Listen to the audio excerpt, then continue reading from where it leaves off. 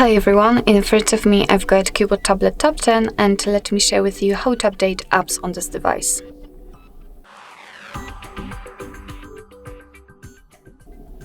So first of all, make sure that you've got the internet connection because it is of course required, and then let's enter the Play Store. Now let's tap on the circle, which is your account, and tap on Manage Apps and Device.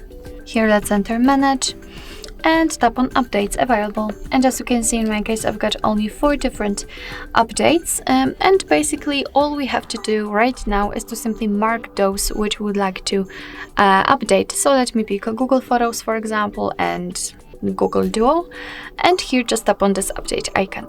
Sorry.